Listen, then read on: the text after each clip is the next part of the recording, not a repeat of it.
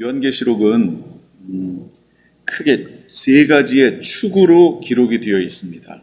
이 세 가지의 축을 놓치게 되면 요한계시록을 해석하다가 여기 갔다 저기 갔다 하는 그런 느낌이 듭니다. 이 세 가지 축을 놓쳤기 때문에 그렇습니다. 세 가지 축을 제가 이 시간에 보여드릴게요. 자, 여기 있습니다.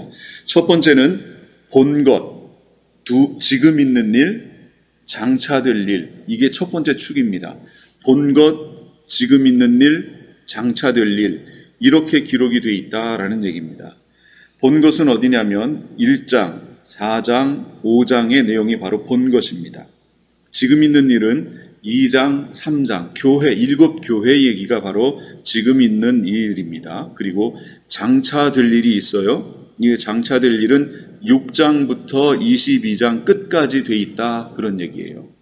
그러니까 이 장차될 일 6장부터의 내용을 설명을 하다가 갑자기 예수님의 초림을 얘기하게 된다. 그러면 그것은 바로 이 축의 개념을 갖고 있지 않기 때문에 나온 결과입니다.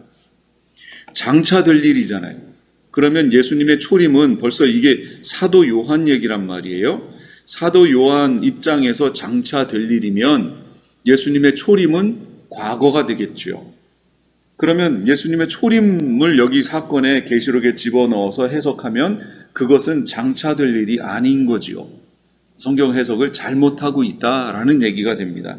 그런데 그렇게 해석하시는 분들이 종종 많이 있습니다. 그러므로 이 축을 놓치면 안 된다라는 것을 꼭 기억을 하시기 바랍니다. 이게 요한계시록의 전체의 축입니다. 본 것, 지금 있는 일, 장차될 일. 이렇게 기록됐어요. 지금 우리도 6장부터 지금 공부를 하고 있지요. 바로 장차될 일에서 지금 공부를 먼저 하고 있는 겁니다. 그리고 끝에 가면 지금 있는 일, 교회 얘기를 다시 공부할 겁니다. 자, 그 다음에 두 번째 축이 있습니다. 두 번째 축은 7인, 7나팔, 7대접이라고 하는 것입니다. 무슨 얘기냐면 이 6장부터 시작되는 장차될 일이 7인, 7나팔, 7대접 순으로 기록이 되어 있다라는 얘기예요. 그래서 이것도 놓치면 안 됩니다. 7인, 7나팔, 7대접 순으로 기록이 되어 있다. 이거 세 번째 축입니다.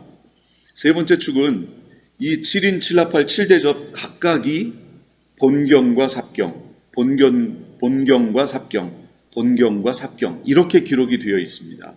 무슨 얘기냐면 7인, 우리 지난주에 7인에 대해서 얘기를 들었어요. 물론 6개의 인까지만 봤지만 그 인사건 끝에 다음 장은 삽경이다 그 얘기예요. 그 인사건이 본경, 그 다음 그것을 다른 각도에서 조명해주고 있는 것이 삽경, 그 다음에는 나팔 사건 나오겠지요. 나팔 사건이 본경, 그 나팔 사건을 다른 각도에서 조명하고 있는 것이 삽경, 그 다음에는 7 대접 사건 나오겠지요. 대접 사건이 본경, 그걸 다른 각도에서 조명해 주는 것이 삽경, 이렇게 기록되어 있다라는 얘기예요. 그러니까 이 개념을 알지 못하고 계시록을 보시면 왔다 갔다 이게 무슨 얘기인가 하는 그런 생각을 하게 됩니다. 그럼 본경과 삽경이 주는 의미가 뭐냐면 이렇게 생각해 보시면 돼요. 영화나 이런 걸 찍을 때 같은 장면이에요. 지금 이것을 A라는 카메라에서 정면에서 찍습니다. 이게 본경이에요. 그런데 그 똑같은 상황을 B라는 카메라에서 옆에서 찍습니다. 이게 삽경이에요. 7개의 인사건을 그 인의 관점에서 정확하게 설명하고 있는 것이 본경이라면 그 사건이 벌어질 때 다른 관점의 얘기를, 똑같은 시간에 다른 관점의 얘기를 하고 있는 게 삽경이다 그 얘기예요. 지난주에 우리 인사건을 봤습니다. 오늘은 이제 삽경에 대한 얘기를 할 겁니다. 그런 일들이 벌어지고 있는 그 시대에, 인사건이 벌어지고 있던 그 시대에 다른 측면에서는 어떤 일이 벌어졌는가를 보여줍니다. 사실상 본경보다는 삽경에 우리 성도들이 준비해야 될 것들, 봐야 할 것들이, 그 내용들이 많이 있습니다. 그래서 어떤 면에서는 본경보다 더 중요하게 하나하나를 봐야 할 겁니다. 자, 여기 다시 설명을 해놨지요. 본 것 1장부터 4장, 5장, 지금 있는 것 2장, 3장, 장차될 일 6장부터 쭉 이렇게 기록이 되어 있습니다. 그래서 이 그림을 잘 기억해 놓고 있으면 계시록을 이해하는 데 많이 도움이 될 겁니다. 자, 그런데 여기 보세요. 7인 7나팔 7대접이라고 하는 것은 또 어떻게 기록이 됐느냐? 지난주에 우리가 1번, 2번, 3번, 4번, 5번, 6번까지의 인을 봤지요. 6번까지의 인을 봤어요. 그 7번째 인이 떼질 때 그 7번째 인 속에는 바로 7개의 나팔 사건이 들어가 있는 겁니다. 또 7번째 나팔 속에 7개의 대접이 들어가 있는 꼴입니다. 그 끝에 물려있고 끝에 물려있고 이런 거죠. 결국 7번째 인이 떼지는 순간에 7개의 나팔과 7개의 대접이 그 안에 다 들어가 있다. 이렇게 보시면 됩니다. 그리고 또 한 가지, 이 모든 사건들이 지난주에 했던 걸 잠깐 정리를 먼저 해볼게요. 자, 이인 사건 얘기입니다. 이인 사건. 지난주에 우리 6개의 인까지 봤어요. 1번부터 4번까지의 이인 사건은 시대적으로 언제 벌어질 일이냐면 여기가 환란기 시작하는 지점입니다. 지금 이게 우리가 여기 서 있는 지점이에요. 바로 예수님은 이 끝에 오시지요. 이게 7년입니다. 이 환란 기간이. 우리는 그 앞에 코앞까지 지금 다가갔습니다.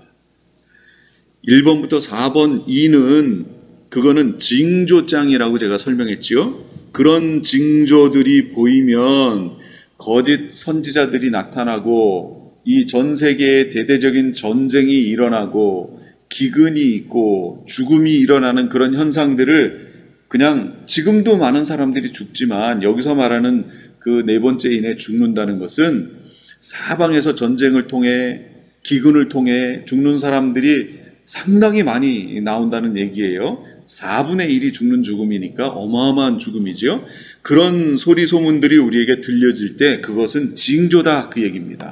이런 징조들이 있으면 바로 환란에 들어갈 것이다. 그리고 5번째 인, 이게 순교자의 신원이었죠. 이걸 통해서 환란기가 지나갈 것이고 6번째 인 사건을 통해 예수님이 재림하실 것이다. 우리가 휴거되고 재림하실 것이다. 그걸 지금 인 사건을 통해서 전체적인 얘기를 미리 말해준 거예요. 미리. 여기에서 이제 오해를 하시는 분들이 종종 있습니다. 잘 보세요. 어떤 책이든지 책을 먼저 딱 펴면 거기에 뭐가 기록이 돼 있어요? 목차가 기록이 돼 있지요. 목차는 그 책의 전체적인 내용을 간추려서 제목으로 전체 내용을 설명해 놓은 거예요. 바로 인 사건이 그런 것과 같다 그 얘기예요. 환란기 동안에 있을 모든 일들을 목차처럼 쭉 한꺼번에 설명을 해 놓은 겁니다. 그 자세한 내용은 어디예요? 그게 7 나팔, 7 대접 사건이 자세한 내용이고 인 사건은 목차를 통해서 전체적인 걸 설명해 놓은 거예요. 이걸 다시 이렇게 이해할 수 있습니다. 자, 지금 이인 사건은 뭐냐면 보좌에 앉으신 하나님의 오른손에 이렇게 두루마리 7개의 인으로 봉해진 두루마리가 들려 있는 겁니다. 자, 떼볼게요. 첫 번째, 두 번째, 세 번째, 네 번째까지 그게 환란의 징조 내용이었죠. 예수님이 그걸 떼실 때마다, 어린 양이 떼실 때마다 그 일이 벌어졌던 거예요. 바로 이게 이 환란의 징조의 모습을 1번부터 4번까지 설명했고, 자, 5번째는 환란기 동안에 순교하게 될 하나님의 백성들을 설명해주고 있고, 6번째가 바로 예수님이 재림하신다라는 것을 우리들에게 설명을 해줬어요. 저 두루마리가 열렸나요? 안 열렸습니다. 뭐가 떼져야 되죠?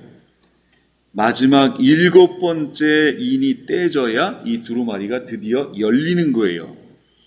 그러니까 두루마리 그 안에 있는 내용이 7 나팔 사건, 대접 사건, 그 6장 후로 있는 내용, 8장부터 있는 내용이 이 두루마리 안에 있는 내용이거든요.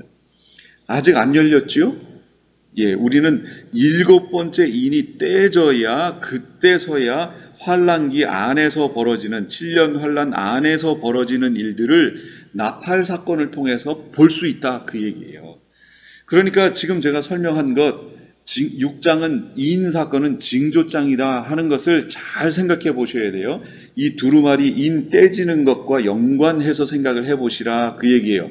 단순히 1번 인, 2번, 3번, 4번, 5번, 6번, 7번 인이 떼지고 또 시간적으로 이어서 1번 나팔, 2번 나팔, 3번 쪼르륵 그 다음에 1번 대접, 2번 대접 이렇게 시간 순으로 1번 인부터 마지막 7번째 이 대접까지 쭉 기록된 것이 아니고 인사건은 전체적인 내용을 설명해주고 있고 마지막 인이 떼질 때 그때부터 실제 7년 환란기 안에서 벌어질 나팔 사건부터 해서 대접 사건까지 기록이 되어 있다.